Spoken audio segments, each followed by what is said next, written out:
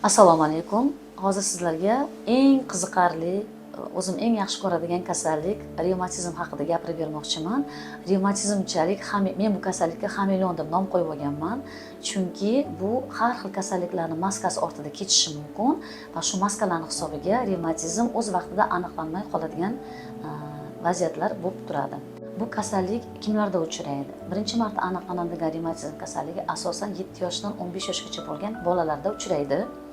Lekin agar o'z vaqtida aniqlanmagan bo'lsa, 7 yoshga yetgan insonlarda ham u asorat sifatida aniqlanishi mumkin.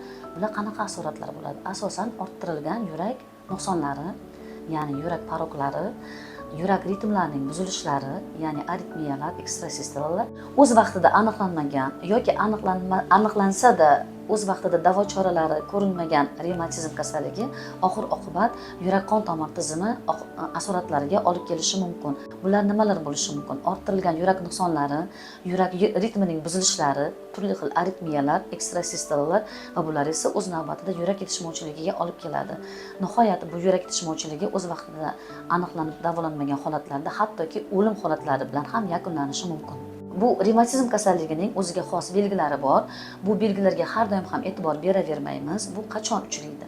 Ko'pincha bolaligida yoki umuman tez-tez tomog'i og'riydigan, yuqori nafas yo'llarida shamollashlar uchrab turadigan, tez-tez shamollab turadigan, salga shamollab, sovqotib qoladigan, oyoq qo'llari muzlab, issiq sovuqni sezadigan, ayniqsa sovuq, zax, nam, yog'ingarchilik havolarning o'zgarishini sezadigan bemorlarimiz revmatizmga moyilligi bor bemorlar hisoblanadi.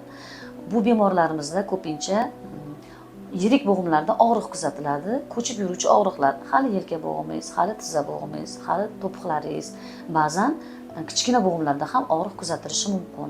Bu og'riqlar ko'chib yuruvchi xarakterga ega bo'ladi.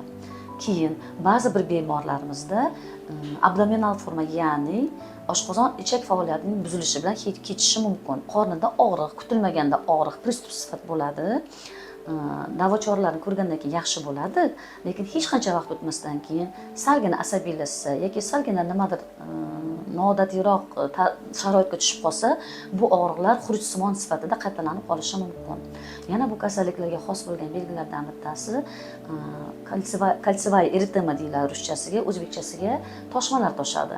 Xuddi uzuksimon toshmalar, har doim ham unaqa bo'lmasligi mumkin. Mayda toshmalardan tortib, siyoh rangli qo'shilib ketgan toshmalargacha bo'lishi mumkin. Bu toshmalar og'riqli bo'ladi, ba'zan esa og'riqsiz ham kechishi mumkin. Ba'zan teri ostidan tugun sifat bo'rttiqlar ham paydo bo'lishi mumkin.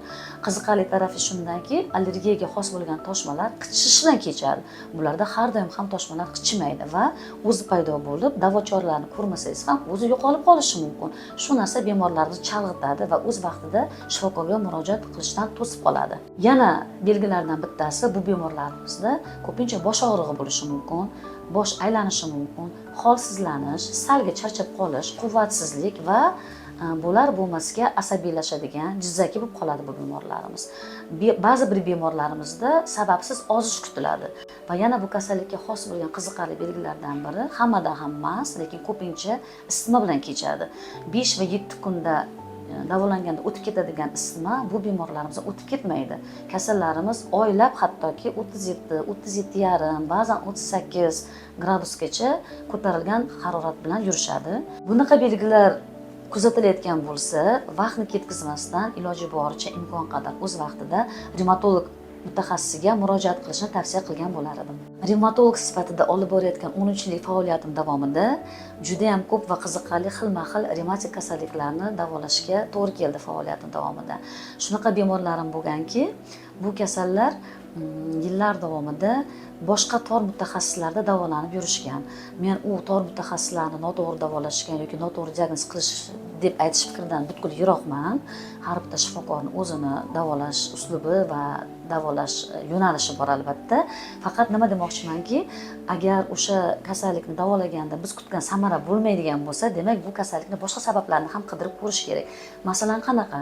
Bizni mana shu faoliyatimizda shunaqa kasalliklar bo'lganki, tutqanoq bo'lgan bemorda. Tutqanoq bo'lgan, nevropatolog kasbdoshimiz bu kasalni tutqanoq sifatida tekshirib davolaganlarda o'zlari xohlagan natijani ko'rolmaganlar va murojaat qilganlar, maslahat qilganlar. Biz birgalashib nevropatolog mutaxassis bilan birgalikda tekshirganimizda, yaxshi chuqurroq tekshirganimizda ushbu bemorimizda revmatizm kasalligini aniqlaganmiz va nevropatolog bilan hamkorlikda to'g'ri yo'naltirilgan holatda davolaganimizda ana shu bemorimiz tutqanoqdan butkul xalos bo'lgan.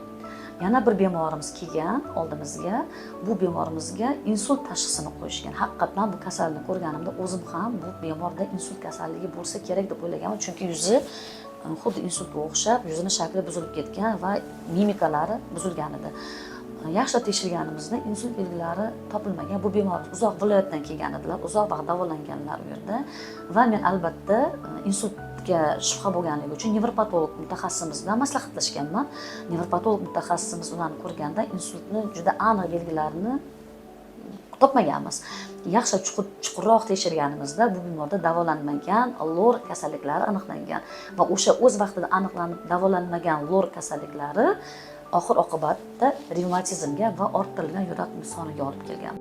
Nima demoqchiman? Ko'pgina revmatik kasalliklar shu kabi boshqa kasalliklarning niqobi ostida o'z vaqtida aniqlanmasdan qolib ketishi mumkin. Shu holatlarga chek qo'yish uchun o'z vaqtida revmatolog shifokoriga murojaat qilish kerak.